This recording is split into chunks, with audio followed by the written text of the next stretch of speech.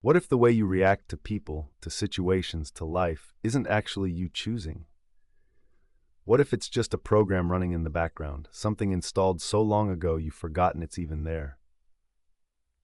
That's what Michael Singer is pointing to in Chapter 7 of The Untethered Soul, a chapter called Transcending the Tendency. And it might be one of the most quietly radical ideas in the entire book. Because here's the thing. Most of us spend our lives trying to fix our reactions. We try to be more patient, less anxious, more confident, less reactive. We white-knuckle our way through situations that trigger us. But Singer says that's not the path to freedom.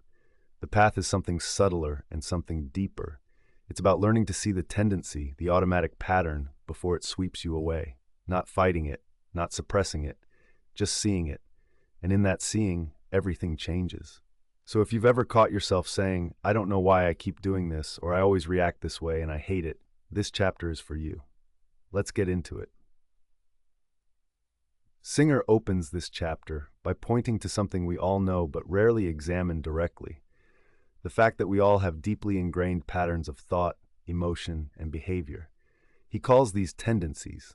And he's not talking about personality quirks or preferences. He's talking about the automatic grooves your mind falls into, almost without your permission. Think about how you respond when someone criticizes you, or how you feel walking into a room full of strangers, or the story that immediately starts playing in your head when something doesn't go your way. You didn't consciously choose those reactions. They were formed over years, through your childhood, your relationships, your wounds, your conditioning. Layer by layer, experience by experience, your psyche built a kind of template. And now, without even realizing it, that template is constantly interpreting the world for you.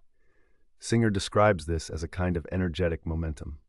These tendencies don't just sit quietly, they actively shape what you notice, what you ignore, how you feel, and what you do. The tendency fires before you even have a chance to think. And the scary part? Most people live their entire lives without ever stepping outside that template. They believe their tendencies are simply who they are. But Singer wants you to see something crucial. You are not your tendencies. You are the one who can observe them. And that distinction, as simple as it sounds, is where freedom begins. Once these tendencies are established, they don't just affect how you behave, they affect how you perceive. This is where Singer's teaching gets really interesting. He explains that your past conditioning creates a kind of filter through which all of your present experience is processed. You're not seeing reality as it is. You're seeing reality as your history has taught you to interpret it. So if you grew up in an environment where love was conditional, you might unconsciously look for evidence of rejection in even the most neutral interactions. If you experienced a lot of instability, you might read threat into situations that are actually safe. You're not doing this on purpose. The filter is automatic. It's invisible. And because it's always been there, it feels like truth. Singer uses the language of the inner roommate, that voice inside your head that's constantly commenting, judging, warning, remembering. That inner voice is largely the voice of your tendencies. It's the filter narrating your experience. And here's the real problem with a filter you can't see. You can't question what you can't observe. If you don't realize the lens is distorted, you'll keep trusting the distorted image. You'll keep reacting to a version of reality that isn't fully real. This is why self-awareness isn't just a nice idea. According to Singer, it's absolutely foundational. Until you can see the filter, you are the filter. And that means you're not actually living in the present. You're living in a projection of the past. So if tendencies are this powerful and this pervasive, what do you do about them? Most people's instinct is to fight them, to try harder, to override the pattern with willpower. But Singer is very clear, this doesn't work.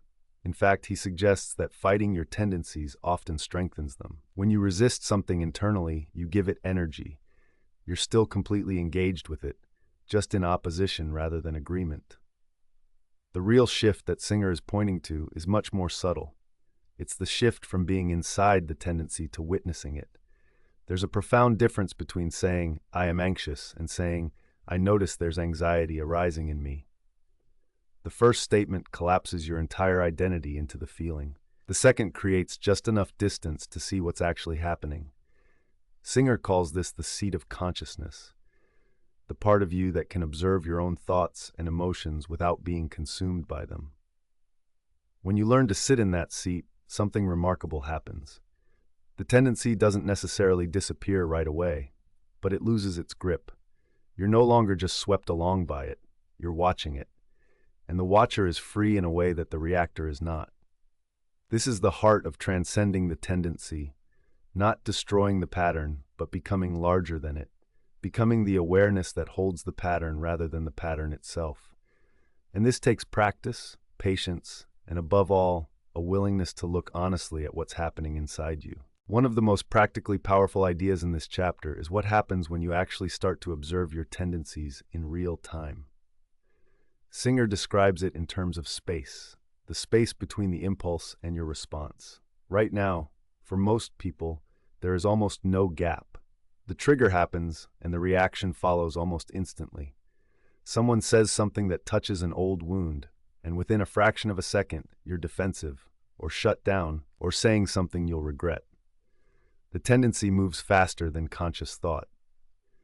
But when you begin to practice genuine self-observation, when you start sitting in the seat of the witness, something shifts.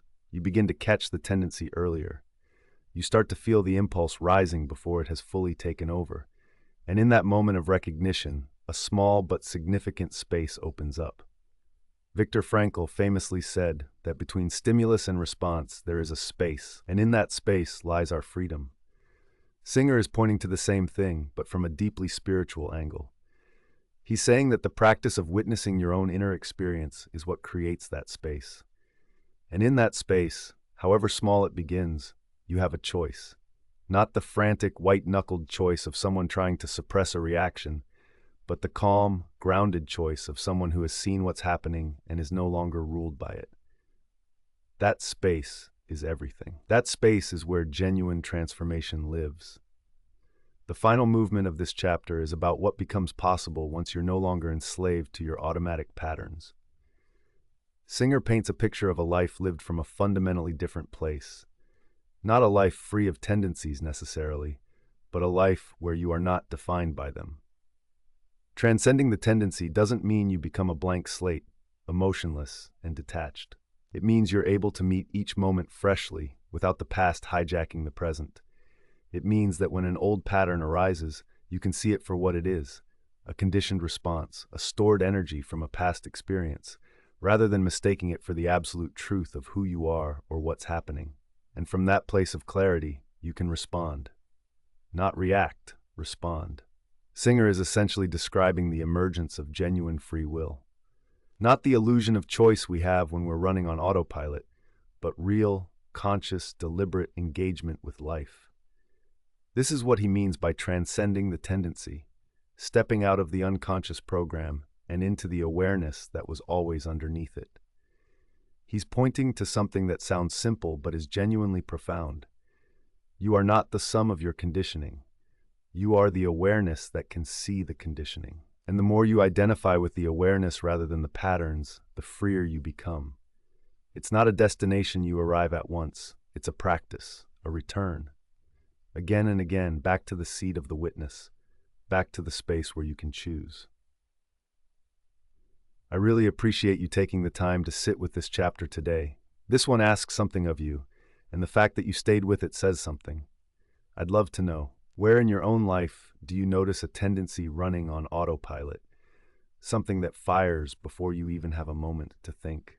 And what does it feel like when you're able to catch it in the act? Drop that in the comments. There are no wrong answers, and honestly, just naming it out loud is part of the work. If this kind of exploration resonates with you, go ahead and subscribe. We're working through the Untethered Soul chapter by chapter, and there's a lot more ahead that's just as rich as this one. See you in the next one.